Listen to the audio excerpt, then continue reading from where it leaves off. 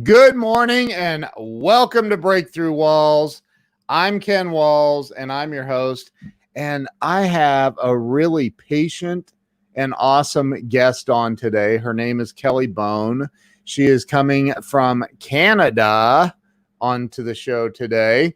And I apologize for being tardy. My internet needed reset or something. I don't know. But hey, we'll be right back. I'm going to bring Kelly on here in a minute. Stay with us.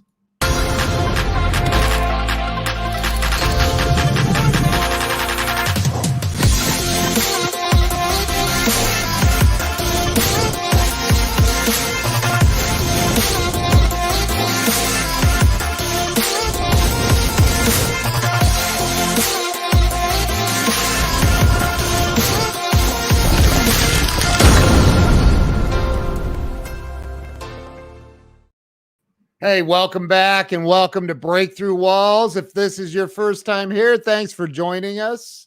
Today, I have a very special guest on. Hey, Larry Schneider, how are you?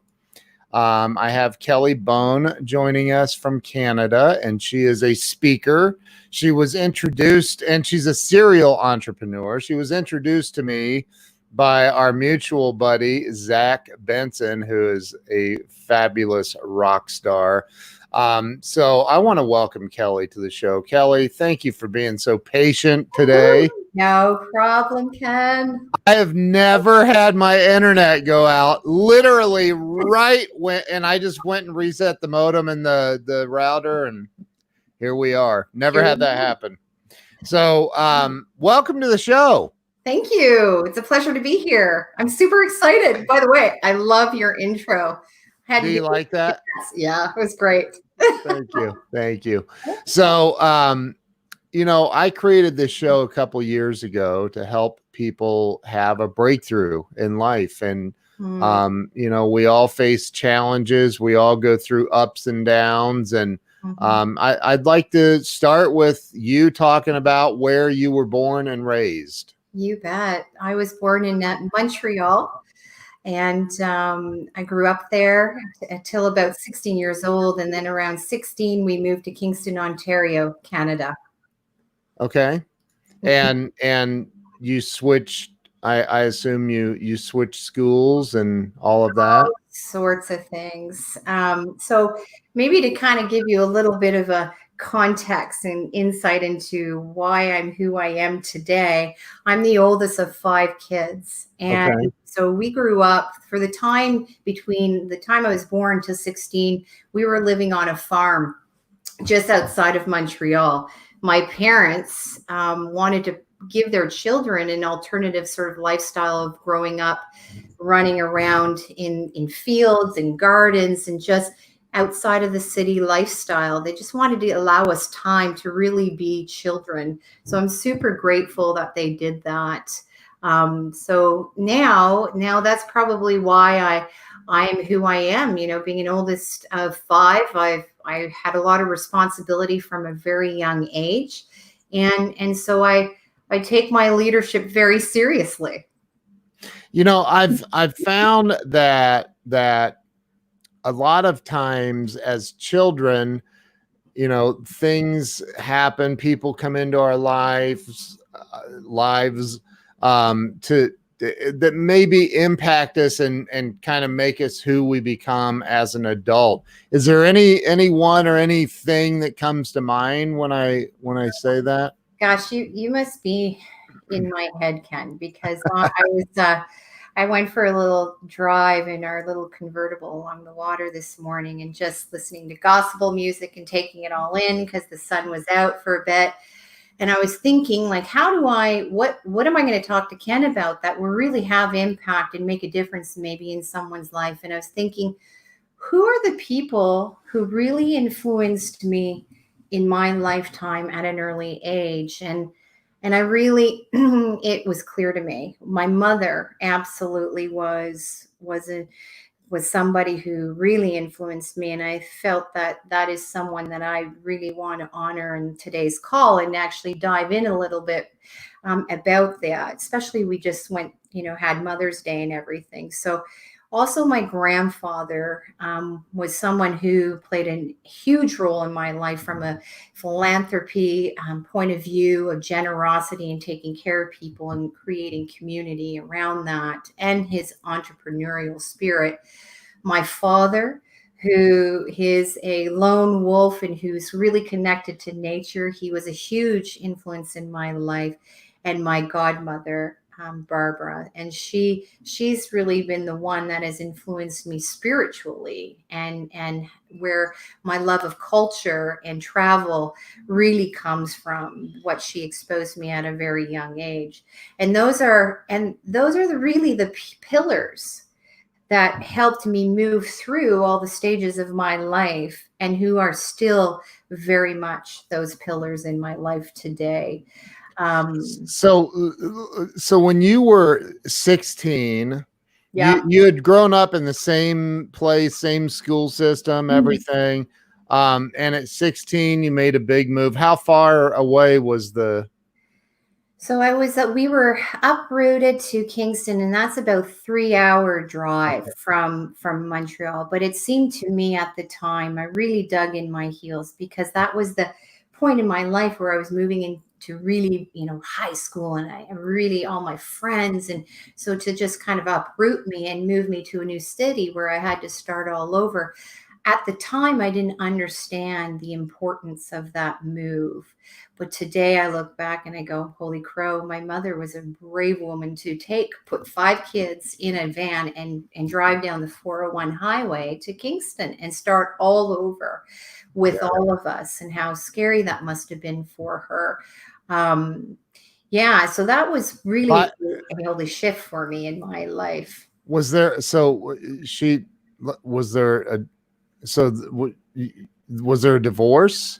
So let me kind of take you back a bit, if you don't mind. Do you give me permission? No, go ahead.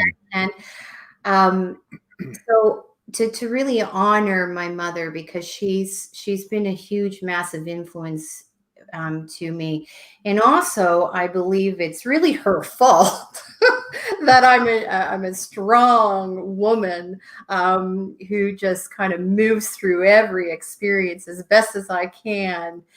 And also, I just at a very young age, watching her do it, believe that there isn't anything we can't overcome when you're aligned with spirit and your family, and you just really, you ground yourself through every experience. So when I was about 12 years old, and that's when my father moved out of the house, and we had two of my siblings who were twins still in diapers, and my mother was really kind of just doing the best she could, raising 5 children on her own and managing a farm.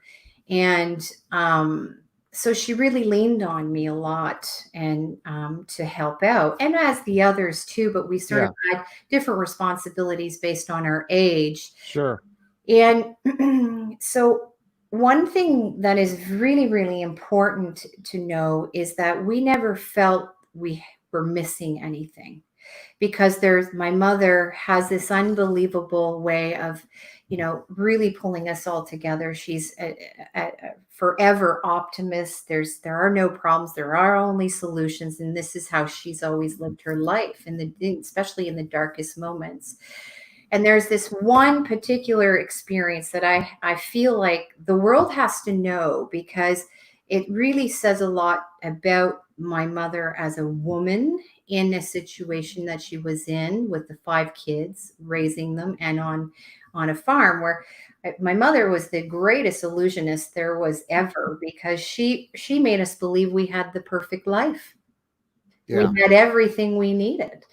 But that in really behind the scenes wasn't the reality. She was, worried about how she was going to make ends meet. And this particular moment in my life, it was about a couple of weeks before Christmas, where I was bused because we were an English speaking family in a French rural community during the referendum times.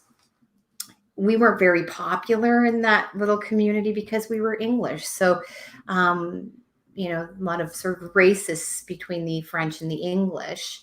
So we were bused all the way to another town, an English Anglo-Saxon town where a lot of the affluent English kids went to school. I didn't know any different. I mean, I was just a kid, and neither they didn't know any different. We were just having fun. Right. Right. And so it was Christmas, and we were all kind of, our school came together, and we went on this, we divided into teams and went on a can drive where each team went out and collected food for the needy, if you will. Right. And we brought it all back, and we each team put stickers on each can, and then we counted, and then whoever had the most cans won. Okay. And then so about, I guess, a week before Christmas, my mother, today this would never happen, of course, but back in the day, a 12-year-old, home babysitting 4 other siblings, 2 of which are in diapers, and they're just 1 year old at the time, in the middle of nowhere. A week before Christmas, my mother had to go out and do some shopping, or at least figure out how she was going to make Christmas happen for us kids. And there was a knock at the door. I went to the door. I looked. There were 2 very tall police officers standing at the door. And I know now, as an adult looking at them, that they were kind of perplexed that here there was this little girl with all these babies running around. Yeah, right. Fitting them, right? And they're thinking, I could just imagine what they're thinking. They're looking at each other, and they're like, well, is your mother home? And I said, no, she's not. She's out. And they said, well, we're here because your mother won a competition. She won a raffle. She won 1 month worth of food. And I was like, so excited that my mother won something. So I remember them bringing the food in because we lived so far out. They weren't going to leave and then come back. Right. So they dropped all the food off. So if you can imagine all these kids everywhere, and then food all over the floor in the kitchen. And I'm sitting there just beside myself, excited that my mother has won something. Yeah. Imagine. So not the realities, but I had my own reality in that situation. And they acted as leaders to manage that reality for me as well, which was interesting. So you see, there's, we put all the food away, and my mother came home, and all of us, like a little army, lined up, like all excited. Like, what's going on here? Somebody did something, because we all looked like we were up to something. And we sort of unveiled all the cupboards that were full of food. And I remember looking at my mother just so joyous, and we were all dancing around in the kitchen, laughing and singing. Never did it ever occur to me was because of something else. Until 4 years later, that moment we talked about where my mother packed us all in the car and moved to Kingston, I was responsible for packing the sort of the pantry, storage. And so you know how cans work. The old ones get pushed to the back. So I got to the 4th year line of goods going into a box, and I started pulling out cans that had stickers on them, and realized, and they weren't my team stickers. And so it all came to me. Oh, it was that moment when all the food came. So so that was a big moment for me, because I never spoke about this with my mother. That was the moment that I truly realized how incredible she is, how resilient she is, and how strong she is for her babies and her children and her family. And that continues. Like, she's just blown me away all my life. And, and when things get really bad, where do I go? I go home to mom. So I guess was your father wasn't there? So at this time, he wasn't. I mean, sometimes, and I think my story as a child of a divorce, a lot of people have lived it or lived it. Well, sure, And so, couples do what they can do best in that situation, and there's a lot of emotions involved. but he was working in the city, and it Yeah. only made sense that mom would have the house and the kids and all that kind of stuff. But I'll tell you, I want everyone to really know that my father, in his own right, is the most incredible man too, in his way. Yeah. That's And awesome. and so, I have both of them sort of flowing through me because I'm their child. Right. Right. Um, and I'd like to think that I have and I embody and I live the best parts of each of them. So, Yeah. and combined with my godmother and my grandfather that I mentioned earlier. But Yeah. that was really the first holy shift in my life, because that's when I decided, whether I realized it at the moment or not, that I would be an entrepreneur. Because I said to myself, whoever, at that time, I didn't understand the connection that Yeah. was going on. I know that that was like the unveiling of the story of the Right. purpose. But I decided, never will I ever let my mother have to worry again. And that kind of almost became my fire as an entrepreneur.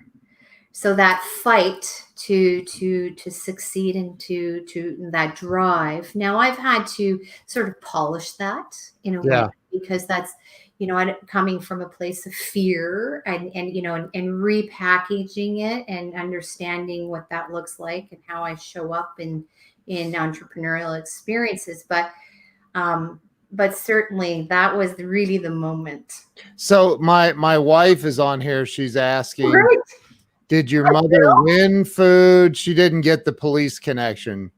Oh, well, they were working in tandem with the school to deliver the food out to homes because they could, and they had the vehicles to do so. And it was a community effort. To help families that Yeah, needed help. they needed Got help. it. Yeah. Got it. Yeah. So at 16, you moved 3 hours from where you were living, Yes. with just your mom. Just mom and the 5 kids. And I think Wow. we had 1 dog and 2 cats. Wow. So did she work some? Is that what was it? So this was it. She made a decision that to be the model that she wanted to be for her children. Yeah. She decided that where can I go that I can get a job and build Yeah. a beautiful life for my kids and myself. So we had to move. She needed to move to a province where English was the main language. Right. Right. Language. So she also had experience previously. She worked. Yeah. She decided to be a mother, so she went back to her old company, and they had a setup here in Kingston. So it worked beautifully for her, and she built out a beautiful career actually helping other people too. So do you speak French? I do. Do you? I do. Je parle français. My wife speaks French. She studied in Paris. So wow. yeah. So she speaks like the special French. She's very, very fluent in French. So Not me. Not ill. So you went through high school. I'm assuming you graduated high school. You came out. Did you end up going to college? I did. I went up to Lakehead University up in Northern Ontario. And then from there, I came back to Kingston. Okay. Sort of floundering, not really knowing what to do with my life. And my grandfather spoke wisdom into me. Well, you're not staying home, that's for sure, and doing nothing. So I decided to go and study travel and tourism. So I did a bit of that, which then I packed my car and I drove out to Prince Edward Island, where I'm sure you've heard of Anne of Green Gables. Yeah. And that's where that's from. And I spent a year there working in the hotel business. And I quickly moved through that, which then took me all the way out to Vancouver. Again, packed my car and on the road. I drove across the country. Wow. And I met, I worked for an amazing company. And that company Fairmont Hotels and Resorts really gave me my foundation of understanding, business models that really work. Just the whole culture of that company is incredible. So that I really feel was my first business education. And so I helped with the hotel out there. And then I saw one of our internal postings of the first hotel to open up outside of Bermuda internationally. And boy, did I ever work on my boss every day. Have you heard from them? Did I get the job? I'm certain that my boss called them and said, I don't care what you give her something and get her out of here. So this was where? And did you say Bermuda? So this was an opportunity in Dubai. Oh, wow. Yeah. So, I mean, you can imagine I'm just 20 something, right? Yeah. Like really just barely 20. And I saw a job posting, and then this is reserved for people with a lot of experience to get onto a pre-opening team of a hotel. Like you go in and it's not even, the walls aren't even up yet. Right. Furniture's not there. In Dubai. Of all places. And this the other side of the world from Vancouver. Right? Yes. Gee. So my poor mother has always sort of like, oh no, now what? So it's just waiting for my next sort of pivot in my life. So off I went, and that was a really beautiful long stretch of 18 years of working in the hotel business for 4. I leaped out of that because I met the right person at the right place, and I had an opportunity to go into the energy sector in Dubai. Imagine you spent 18 years in Dubai. So it kind of, I split it up a bit. So I had a base in Dubai, but I was moving between Egypt, Panama, back to Egypt, back to Dubai. So I was always doing the circuit, and throw in Spain in there as well. So wow, I had an extraordinary travel life and work, all sorts of things. But the energy sector, so you can imagine the journey. Here I am going out there, the impressionable age of 20, learning all these new cultures and thinking, I'm like culturally diverse, and I'm Canadian. We're everybody here. Well, it is very different when you go into the world, and really experience the culture. And I am so blessed because the experiences I've had with people, and just their culture and their beliefs, and just being exposed to all that. I just wish that for everybody, because if you have that, then you'll really have a deeper compassion for everyone. It will be a more beautiful world we live in, right? So, this show is about helping people break through. And there might be people who are like, I've always wanted to travel to Dubai and get a job there for a while, or I've wanted to live in Spain, or I've wanted to, and you couldn't have been more than what, 23, 4, 5, somewhere in there. When I first took off and went into the world, I started with my country, and then boom, that was it. Well, because like Montreal and they're on opposite sides of Canada, aren't they? And yeah. Montreal's sort of there, and then you have PEI on one side on the East Coast, and Vancouver on the West Coast. And so which is a long ways away. That's a long ways away. And then you're like, and I think just for fun, I'll go to Dubai. So which is up way on the others. Like, so what about the people who've always said, oh, hey, we have Sheila in Panama. So what about the people who are like, I want to do something like that, but they're afraid to, or they're I don't know. What do you say to people that really do want to travel like that, or venture out, that are kind of stuck in fear of doing that? That's it. It's leaning into that fear. So I have two people who have really blown my mind when it comes to travel. I mean, so many people just continue to inspire me about how they get out there into the world and the things that they're doing to make it a better place. But what speaks to me right now, and I feel I'm called to tell you, is that I have two people.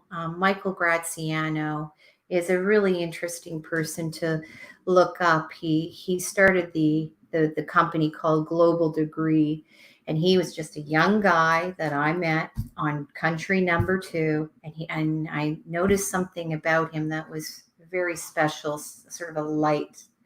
And I said, "What are you up to?" And he's like, I'm going to travel the world, and I'm going to capture all of it on video, and I'm going to be the first to do it, and I'm going to be the first to actually complete the entire world." And I'm like, "You know what?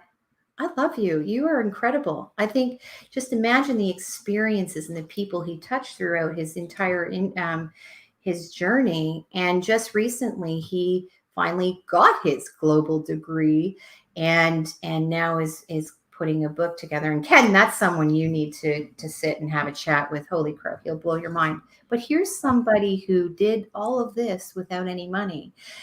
So that's one person. And come back to that. And the other person that has inspired me a great deal when it comes to fear of traveling is my best friend. So here I am. She's a childhood best friend that I grew up with, and of course she's my best friend. I'm like, "I'm in Dubai. Get on a plane. I'll bring you out here." I mean, I had to do it, and she's, "Oh no. There's always something of more of a priority." And I realize now her priority was to fear. Didn't want to get on that plane. It required a commitment. It was too much of a hassle, whatever was going on. So she was putting off life until she was hit with stage 4 breast cancer. And it literally, I was like, "Okay, I'm going to fly to you." And I was there for her first treatment and her last, and we celebrated all in between. And I started like, "You get on that plane, girl. And, if you're just sleeping at the beach house, you're just sleeping at the beach house, Right. And it just kind of, I watched her come alive, and I watched her change the way she started to look at her life's purpose. Right. The fear started to sort of melt away, and now she isn't putting her life on hold for anything, really. She's encouraging her family. So different experiences, different fears. Yep. Michael, so the question I would say to your audience, or the question I'd ask to your audience, is, what is your fear? So unpack that. Is it money? Is it money that, like, I don't have enough money, I can't go traveling? Or is it that you've got too much going on? I have my grandchildren, or I have my children. What is it? Oh, there he is. There's Zach.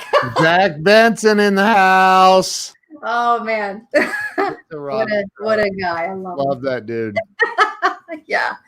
So I think that's the question. I think that's the starting point. If your heart is yearning to travel and you're curious, and start being more curious, start looking, start dreaming big, start seeing yourself in those places. At the same time, start really working on the fear and understanding. Is it money? No problem. Then you start taking action towards dealing with that. And then it can happen.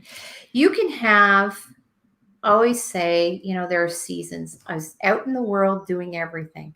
Right now I'm traveling and experiencing my own hometown. Yeah.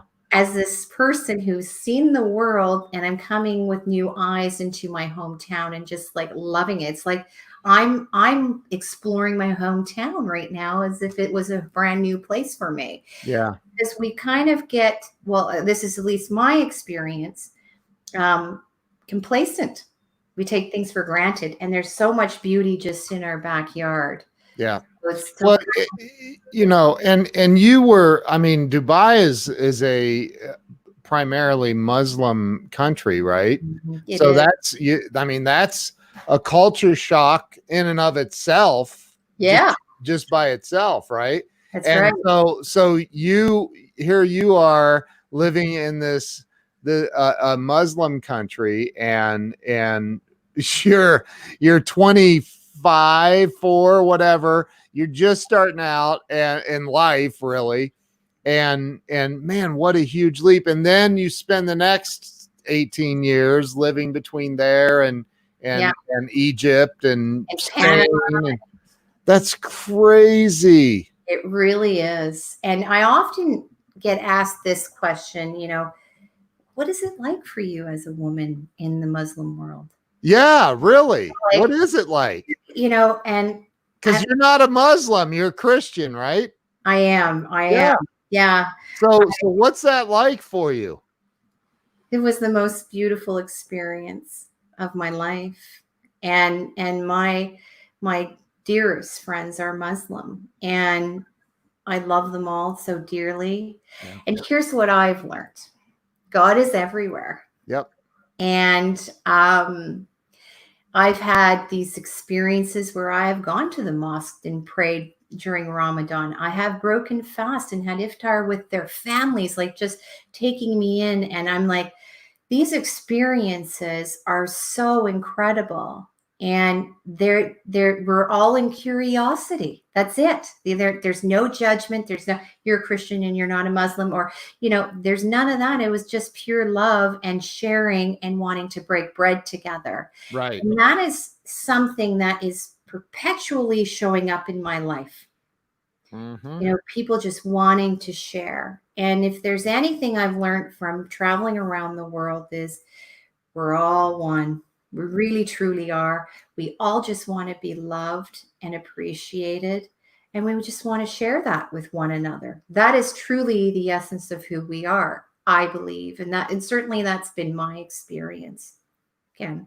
I absolutely love that. There's I've studied a lot. What Mandy said, by the way. Yeah, I know, right? I've studied a lot of religions. I've studied Buddhism. I've studied everything, and there's a great Buddhist monk named Thich Nhat Hanh, and he wrote a beautiful, beautiful little tiny book called "Living Buddha, Living Christ." Yeah, and it's all the same. Everybody needs to just calm down. You what? I got to tell you this, Ken.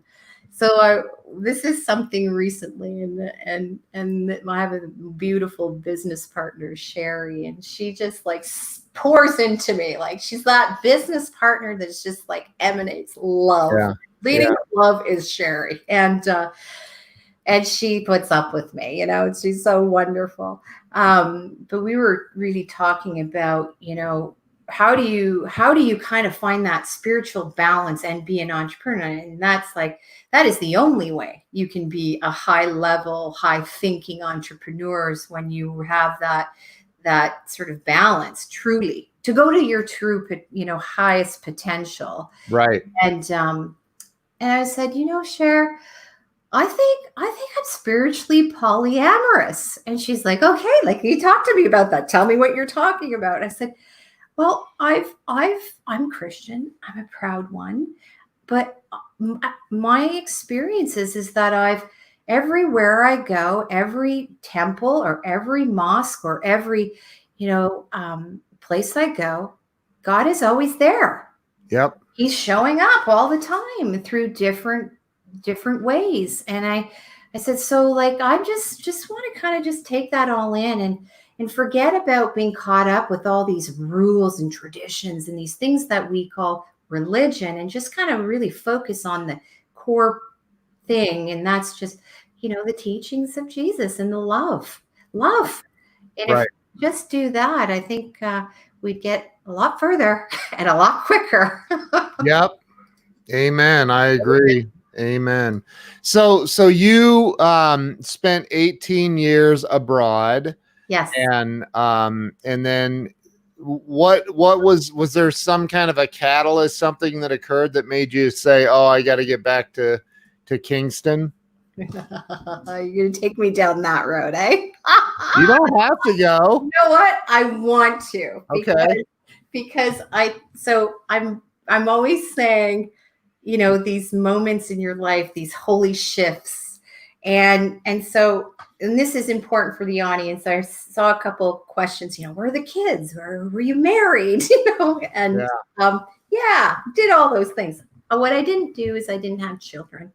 And it was just, divine, part of the plan, but it was also choice as well, because it was important for me to do so with someone, to have the right father to do that with. So, and I was busy building a career and traveling the world, and that's just where I was at. So here I am traveling the world, living this life, Ken, and I had an opportunity to come and help a dear friend of mine who owns a very successful company, real estate company in Ottawa, to do a turnaround for them and a total sort of overhaul, put models together, right, that will help them, bring them into the future and help them thrive. And I mean, that's just what I love to do. I'm all about people and creating rich, high performance cultures. And so I said, yes, why not? And it was really my first gig, if you will, in Canada after all these years. I was always, either in Asia, in Europe, or in Latin America. I was very busy there, or in the Middle East. And I said, yeah, it's time for me to do something in Canada and give back to my country. And it was perfect, because I'd spend the weekdays in Ottawa, get the job done, and then I'd zip home and spend time with my mother and my siblings and all my beautiful nieces and nephews, who I'm very close to. They're my babies, if you will. And so that's what I was doing. And I was independent. I was a single woman, independent. And my mother has always asked me what I was up to and what my plans were, and if I'd ever be thinking of coming home. And I'm like, Mom, my heart's out in the world. Yeah. And so she really just gave up on, the pushing me to come home. Right. So this is the thing I want to say to the audience today. Be very careful what you say to the universe or to the higher source, because it says, okay, sure. Yeah. And so when you set intentions and you throw it out there, you be really clear on what that looks like and how you want that to look like, because it does its thing. And so well, really, I mean, you'll laugh, but I was like, oh God, please just find me a man, and I was kind of being facetious, because remember, these holy shifts and these manifestations have happened throughout my life, and I'm getting really better at it. Right. So I'm like, I got really clear, and then boom, amazing what can come into your life. And so I'm like, okay, God, listen, this is really important. I'm done with just like,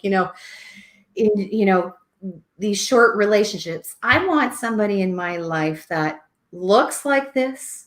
I mean, I was specific. So like Richard Gere, a silver fox. I want one of those. And I'd like him to be an entrepreneur, because it's hard to be with somebody like me who has this, I'm constantly dreaming ideas and creating in my mind, and I need somebody who has an entrepreneurial heart and mindset to understand what it is I'm going through. I'd like him to also please be creative, a musician, because I love live music, and I'd love to go and watch him perform. Right. So, no problem. Specific. And very specific. Well, that one night I was, we were out with my friends and my sister, and we were walking up the street, and we bumped into a group of friends, old friends. And there was this one particular man in the group, and he just seemed like he was illuminated. It was almost like there was a spotlight, and I was fixed, like I could see there. I didn't understand it at the time, but I really understand it today. And so I fell in love.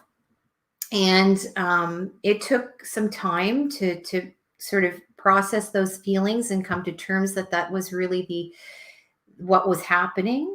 And because we were friends for a while, and then we realized both of us were madly in love with one another. And it's been a journey. It's been figuring out, unpacking a lot of things in our lives, and just kind of figuring out how this is all fitting in together. And it's been beautiful. And I'm so blessed because I have my soulmate. That is Yeah. incredible. Yeah. I'll tell you, there's my buddy, and I grabbed the book. Buddy of mine, I'm sure you've heard of him, Mark Victor Hansen. Mm-hmm. He created Chicken Soup for the Soul. Yes, I love it. And he tells a story because he, in chapter 1 of the 20th anniversary edition, he wrote out, and I was just double checking the number. He lists when he said, okay, God, this is what I want in a partner. This is what I want for my wife. This is what she has to possess. Everyone. He wrote out 112. 112. He was a little bit more serious than I was. Like he said, this is the woman. This is what she's gonna have. Yeah. And he has some things that are bold, indicates my absolute must-haves, right? and so I think, and he talks about this because him and his amazing and beautiful wife, Crystal, they're both dear friends of mine, and they're just amazing. They're amazing people. They fit like this, right? They fit, and they absolutely. Mm-hmm. And I think that people don't get specific enough with what they want. The universe, and I don't care if you call it God, universe, whatever. Jesus, Buddha, whatever you call it, Muhammad, I don't care, but we'll say the creator of everything is very, very, very in tune with what you're asking for, and will almost always deliver to you what you're asking for. And I know. Right? Right. So I think that people are not specific enough. They're not intentional enough. Right. And when you become very intentional with your words, with what your goals are, it's exactly what you're saying. Boom.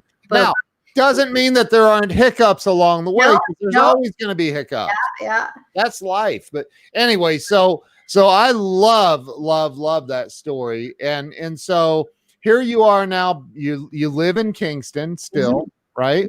Yeah. And I don't even know where. I have to look that up on a map. I don't even know where that is. But you and Jill are going to come and visit me. There, out into the universe, Jill. Yeah, Jill's been to Canada. I've never been there. Yeah. I just always thought it was like America's hat. Well, that's another show. I'm just kidding. So I have a lot of friends in Canada. So, but I think that, and Jill just said yes. So, oh, look at that. Mandy is an hour west of you. Oh, cool. That's amazing. Yeah. So my question is, where an hour west? So yeah, Belleville, Trenton. I don't know if that's that. And is that in an F-16 fighter jet or in a car? So all right, you're back in Kingston. You're doing a lot of real estate stuff now, right? So right now, this is a really good question because with COVID and everything, so real estate is really in Panama. And this is something my business partner Sherry and I are actually working on is sort of reinventing the way forward for that country. It operates differently than other countries. There's where Mandy lives, by the way. Oh yeah, you're not far, Mandy. She said she misspelled it first, and then Yeah. so Friend me on Facebook. I'll find you the next time I'm heading to Toronto.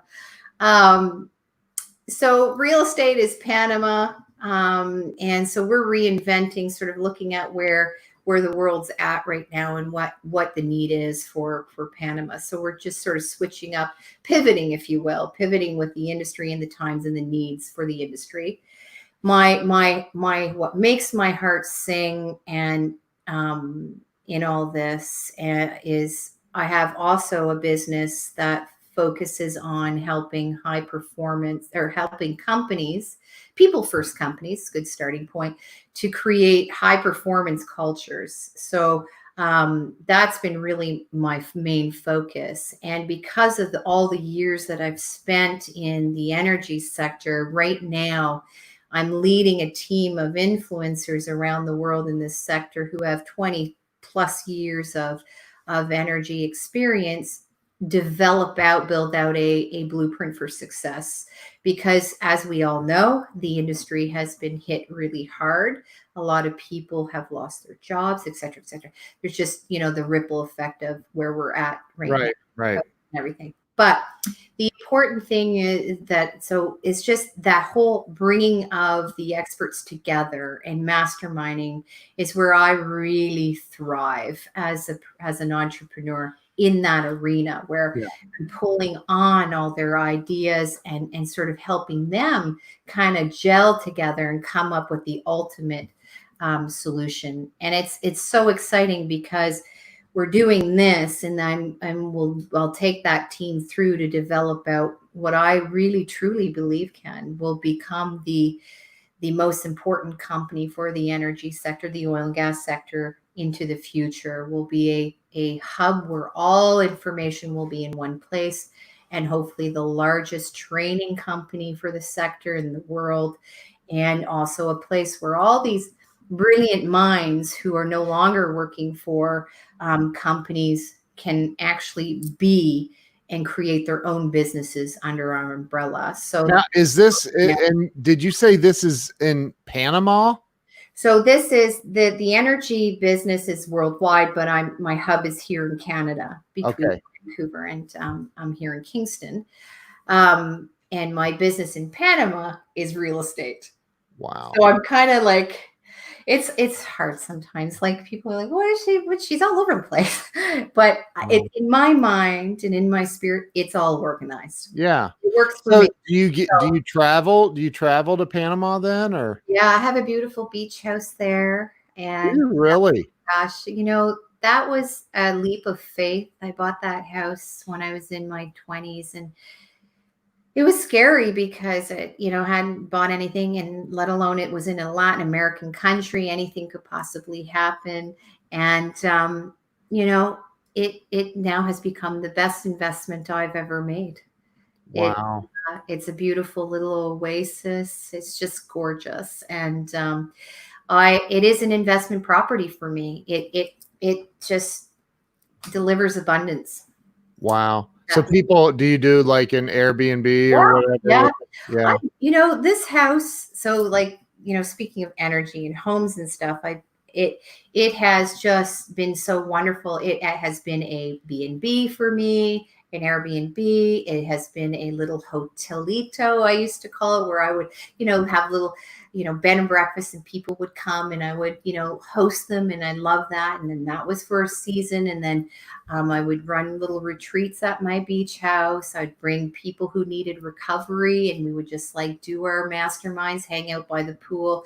It has been a really special place. There's a lot of good energy there.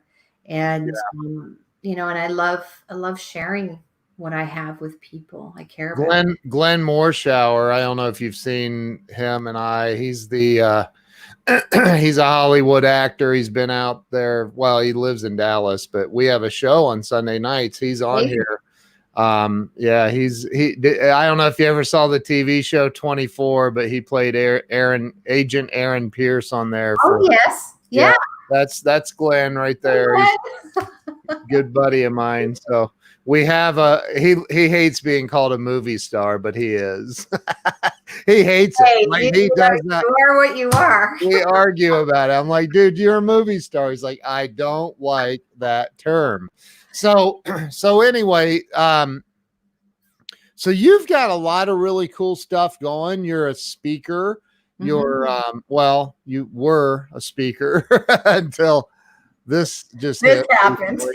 um Well, yeah, right. Now it's more online yeah, activity and yeah. rolling with the times. But believe me, I'm certain, like a lot of people, I'm ready to go back in the world when it's safe to do so.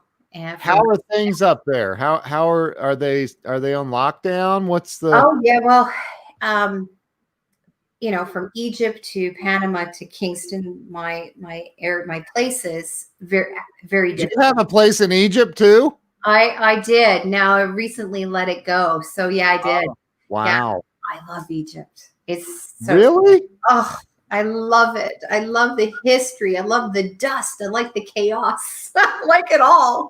And Oh the my, food and Egyptian people are so wonderful and beautiful. I just can't get enough of it. Mhm. wow. Yeah. Yeah. That's so awesome. So here in Kingston, I have to say this about my community. Um, Pretty special. If there's a place to live and be grateful, I'm so grateful to live here because really the community has come together.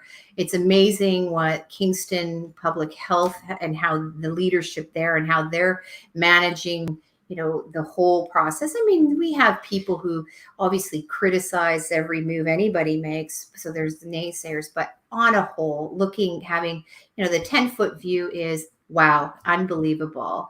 And even our prime minister and his team and just how they've all worked together. And I'm coming from an entrepreneur, point of view going, look at this leadership, because as we all know, as entrepreneurs, it's hard to get everybody pointing in the right direction. And with something so critical and so important, it takes some really strong leadership with a clear vision of what needs to happen. So I'm really actually a proud Canadian and I'm a proud Kingstonian.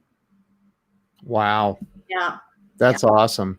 Yeah. Any thoughts or desires or plans of moving back to Egypt or Dubai? I mean, Dubai's popping, isn't it? I mean, Oh it's my gosh, well, and this is part of the reason why I stayed there so long, because there's always something exciting going on. You'd hear rumors they're going to put up a tram everywhere or a metro. And I'm like, I got to see this happen. And then you watch it go up. The engineering genius around that and just how they manage the infrastructure and the growth around that country. Now, there's incredible leadership right there and how they all work together. And you're dealing with a culture very different than ours and how they embraced external cultures and brought in the expertise and all working together. Unbelievable. so when I have a question for you. Sure. So again, living in a primarily Muslim country like Dubai, Yeah. don't they at noon or something? Don't they play music for the prayer or Throughout different periods of the day, I'll tell you, it's called the call to prayer.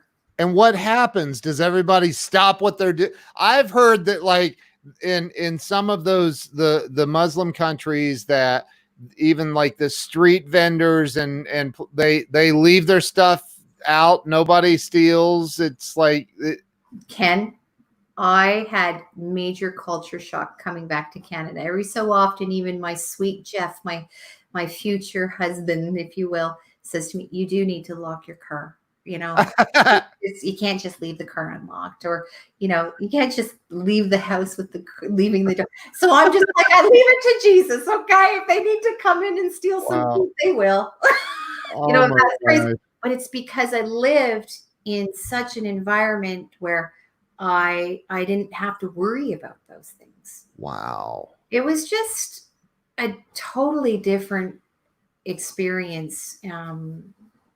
And so you can imagine like that culture shock coming here and having to, not that it's unsafe in my community, it's just a different environment. And Is there a call to prayer in Kingston?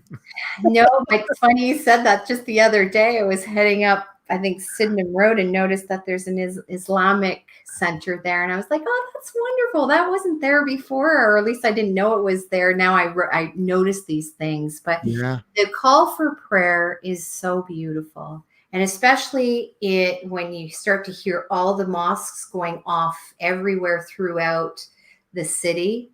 And the one really early in the morning, like I'll never forget the first. So I flew into Dubai. It was dark. It was in the middle of the night. And having flown from Vancouver to Dubai, Yeah. picked up at the airport, zipped off to my new apartment, going to bed, or at least trying to, and then all of a sudden being woken up at the sunrise with this thing that was going on. Oh, Akbar, like this.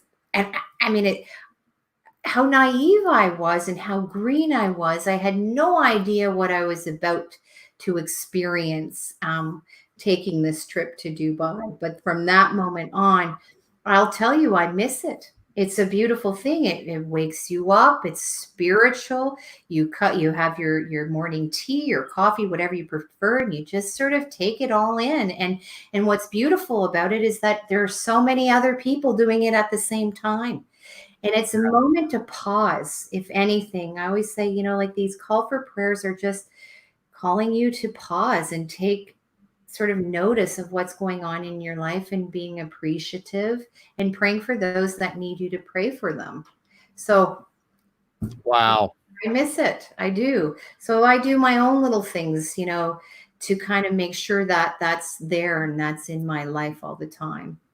I think, and I don't, there was probably a time, where I fell into a place of I'm going to judge and all of that. But, especially after 9/11 and all of the media, just, everything. I mean, we, a lot of people developed this sudden disdain for anyone and it's like I know a lot of Muslims that are wonderful people. Oh, There's extremists in everything. yes, I was just going to say there are the ones that go too far in everything in life, and we've seen it through even COVID. We have this need or of something in our flesh to blame others for things because somehow that makes us feel better. And I always say, why can't we just all come from a place of curiosity and not judgment? Right. If we're curious, and then you probably will start to get down to the truth. But because we're constantly judging, there's no growth. There's no room for growth and advancement in judgment. So that's really how I try and approach my relationships or interactions with people. I just sort of show up, and I'm not perfect. I'm human. So you sort of start to have the little monkey that's like, but just kindly go back to that place of curiosity, and it's really a beautiful place to be. I absolutely love that. So let me ask you this. For somebody right now that is stuck. They're just stuck. There's, with COVID and all of the businesses that have gone under and all the companies that have laid off and people that can't find a job or don't have a job or don't, and that's not just in America. It's not just in Canada. It's everywhere. What do you say to the people that may be watching right now that cannot even afford food? They're just in a place where it sucks. What do you say to them to help them have a breakthrough and really start living life again on a completely different level? Oh, that's And that just brings so many emotions, because the reality, there are so many people out there. So I have a thought here.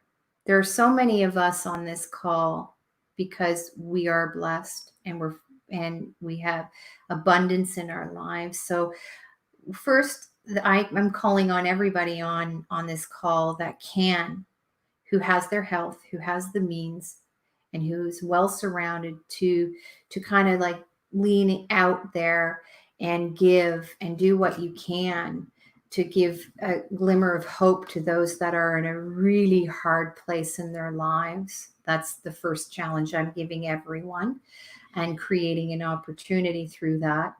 For those that are on the call that are just really either having terrible heartbreak for whatever reason, or are grieving, I know it's hard, it hurts, and so for me, I this is from my own experience in very difficult times, is really to always see what God is.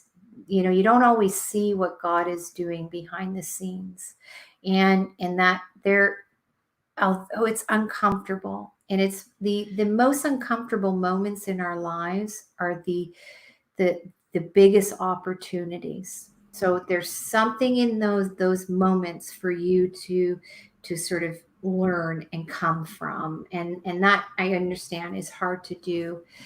And and really, I just really call on to God during these dark moments, lean into him, go into prayer, if it's God, if it's whatever, but go to that place within yourself. And promise you, he promises to show us great and mighty things all the time. And the great and mighty things are his healing. So whatever you're experiencing, he will bring his healing. He will bring you peace and truth, and he will help rebuilding and restoring, and he will absolutely show you mercy. And one of the scriptures, Ken, if you give me permission to share this, is one that I have really, it's one that was shared to me by Jeff when I fell in love with him. I mean, I've learned so much from him throughout this journey together. But this scripture, Jeremiah 3:33, is a very special one. And there is a lot of power when you speak this out in your heart and speak it out loud, and call to me and I will answer you and tell you great and unsearchable things you do not know. And he has all the power. If you aren't asking for help, it will not come. You have to help. You have to reach out. So wow, those are the two things. And I just really just kind of put myself out there vulnerably here in this call. And I hope that maybe I've landed on somebody's heart out there. And this time in our lives, and this COVID is an opportunity for us to just really step into our higher selves and do what we need to do for each other and be one world instead of divided. Amen. Yeah. Amen. Yeah. Kelly Bone. Yes. Ken Wall. I love you. You're awesome. Thank you so much for coming on and being vulnerable and sharing, and hopefully we helped some people and touched some lives today. So yes. Kelly, thank you so much for being on. I really appreciate it. You are awesome. Keep doing what you're doing, Ken. You're changing people's lives. I will. Thank you so much. And I want you to hang on for me for a minute. Sure, bye, everyone. Thank you. I'm going to end this. Thank you, Kelly. Appreciate you. And thank you to everyone who's been here and shared this out. That means the world to us both. So thank you so much. Kelly, thank you. You're welcome.